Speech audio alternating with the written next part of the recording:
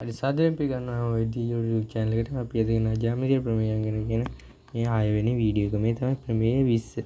මේ ප්‍රමේය 20න් කියන්නේ ත්‍රිකෝණයක පාද දෙකක් මධ්‍ය ලක්ෂ යා කරන රේඛාව. කියන්නේ ත්‍රිකෝණයේ පාද දෙකක් තියෙනවා. මේ මධ්‍ය ලක්ෂ යා කරන රේඛාව ත්‍රිකෝණයේ ඉතිරි පාද දෙකට සමාන්තර වන අතර. කියන්නේ මේ පාද දෙකට සමාන්තර වෙනවලු. අතර දිගින් පාදයෙන් හරි අඩක් යනවා. ඒ කියන්නේ BC පාදයෙන් භාජකයක් තමයි DE කියන්නේ. DE පාදයේ සමාන්තරයි BC පාදය. හරි ප්‍රමේය අංක 21 කියන්නේ ත්‍රිකෝණයක එක් පාදයක මධ්‍ය ලක්ෂය හරහා තවත් පාදයකට සමාන්තරව අදින රේඛාව. ඉතිරි පාදයේ සමච්ඡේදනය. ඒ කියන්නේ මේ පාදයේ සමාන්තර මධ්‍ය ලක්ෂයෙන් ඇද්දාම මේ පාදයේ සමච්ඡේදනය. ඒ කියන්නේ PT පාදයේ සමානයි TR පාදය.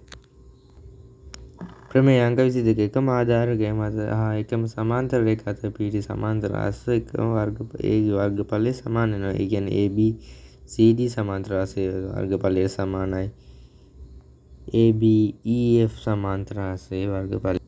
ප්‍රමේය අංක 23 එකෙන් කියන්නේ ත්‍රිකෝණයකද සමාන්තර අස්සයකද එකම ආධාරකය මත හා එකම සමාන්තර රේඛා අතර පිහිටා ඇති නම් ත්‍රිකෝණයේ වර්ගඵලය සමාන්තර වර්ගඵලයයි හරි අඩ සමානයි. ඒ කියන්නේ ABCD සමාන්තර අස්සයේ වර්ගඵලය සමානයි වර්ගඵලයෙන් භාගයක් සමානයි ABF ත්‍රිකෝණයට.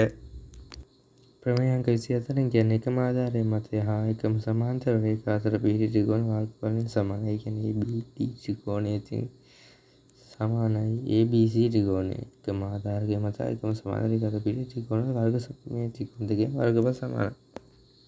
ප්‍රමේය අංක 25 කියන්නේ ආධාරක එකම සරල රේඛාවක පිහිටි පොදු ශීර්ෂයක් ඇති ත්‍රිකෝණ වර්ගඵලය වායේ ආධාරකවල දිග සමානුපාතිකයි. ABD ත්‍රිකෝණය සමානුපාතිකයි ABF ත්‍රිකෝණයට. ඒ කියන්නේ AB සමානයි BC.